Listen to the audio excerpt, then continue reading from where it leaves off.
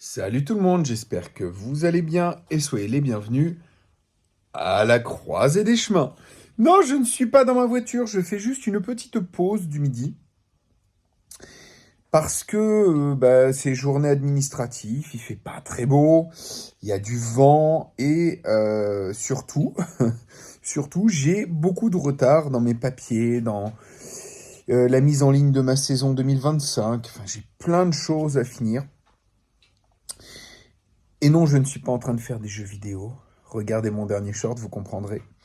En tout cas, j'étais en train de faire une petite pause et je regardais des articles ça et là. J'aime bien me renseigner sur l'état du pays, l'état de l'effondrement de notre société. Et je suis tombé sur un article très intéressant sur les dossiers de surendettement. Donc on a les chiffres pour les 10 premiers mois de 2024, donc c'est-à-dire en gros quasiment l'intégralité de l'année dernière. Et le nombre de dossiers de surendettement a augmenté de 12%. Ce n'est pas rien. Un dossier de surendettement, c'est pour les gens une catastrophe et c'est également un marqueur de l'effondrement imminent de notre société.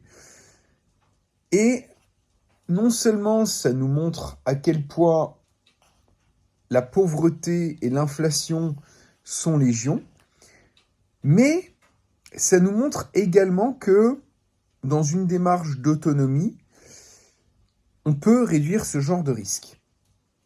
Moi, vous le savez, j'ai entamé cette démarche il y a longtemps et je me suis donné un objectif, c'est de ne pas vivre à crédit. Alors bien entendu, il y a une chose pour laquelle j'ai un crédit, c'est ma maison, forcément. Mais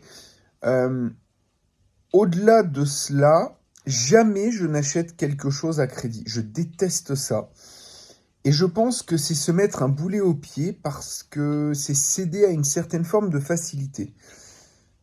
Beaucoup de gens vont s'endetter sur 10 ans pour acheter une voiture.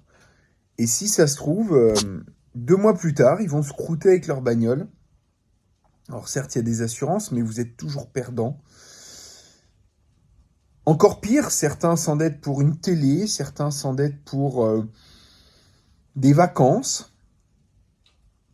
Je pense qu'il faut toujours bien réfléchir au maximum à chacune de ces dépenses. Est-ce primordial pour vivre? Oui, non. Si c'est primordial pour vivre, à un moment, il faut l'acheter. Il faut que ce soit la priorité dans votre budget.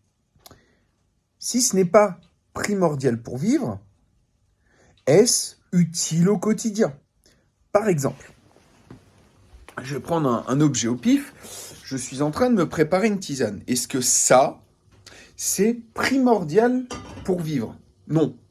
Je peux très bien utiliser une simple casserole pour pouvoir chauffer mon eau. Des casseroles, j'en ai.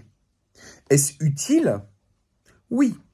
Parce que je fais plein de choses dans ma maison. Quand je mets de l'eau à bouillir avec ça, ça siffle, je sais que c'est prêt, je m'arrête, je mange, je bois ma petite tisane, et c'est tout bon. Donc c'est un objet que je considère non nécessaire, mais utile. On est d'accord que s'acheter des choses uniquement pour sa survie, donc primordial, c'est difficile d'envisager une vie où on ne fait que ça. Moi, mon objectif quand je travaille à mon autonomie, c'est à la fois d'avoir le primordial, d'avoir le nécessaire. Par contre, je chasse tout superflu. La télé, est-ce primordial? Non. Est-ce nécessaire? Est-ce vraiment utile? Non. C'est du superflu. Je ne vais pas m'endetter pour du superflu. Je peux très bien, alors je n'ai pas de télé, mais je peux très bien m'acheter une télé d'occasion. On en trouve dans les recycleries à des prix très abordables. Donc, on peut réduire cette dépense et s'éviter des frais pour acheter une énorme télé qui finalement ne sera que du superflu. Les vacances, est-ce primordial? Est-ce vital même, devrais-je dire? Même pas primordial, mais est-ce vital? Non. Est-ce nécessaire? Peut-être dans certains cas, mais au quotidien, ce n'est pas utile. C'est une dépense qui, en plus, une fois dépensée, n'est pas rentable, elle ne se remboursera pas. C'est une dépense qui part dans le vent. Une télé, c'est une dépense qui part dans le vent. Ma bouilloire Le Creuset, c'est quelque chose qui est très durable et qui me permettra d'avoir un gain de temps, un gain d'énergie, une praticité dans ma vie quotidienne. Et en plus, elle ne me demande pas de m'endetter. Un ordinateur, pour moi, est-ce nécessaire? Est-ce, vital? Non. Est-ce nécessaire? D'aucuns me diraient non, c'est du loisir. Aujourd'hui, tout passe par l'informatique et par Internet pour pouvoir faire son administratif. Donc, ça devient dans le monde dans lequel on est nécessaire. Ça ne le sera pas plus tard. Mais cependant, est-ce que cet objet mérite que l'on s'endette et que l'on fasse un crédit pour? Non.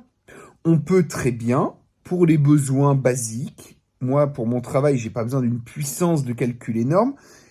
Pour l'administratif non plus. Donc, je peux m'acheter cet objet à très peu cher, toujours en recyclerie, en seconde main, en don parfois, sans avoir à m'endetter. Par contre, une maison, est-ce vital? Oui. Je peux passer par une location, mais cet argent que je vais dépenser tous les mois en location, c'est à perte. C'est un petit peu finalement comme se payer quelque chose à crédit et finalement, lorsqu'on a fini de le payer, à un moment, pour la location, on doit s'en aller. Et pour l'objet, qui n'est pas vital ni nécessaire, il ne sera plus utile, il va cesser de fonctionner. Une location, je la considère un peu pareil. Donc, peut-être que je pense que la seule chose qui est vitale, mais pour laquelle on peut s'endetter, c'est la maison, l'habitat.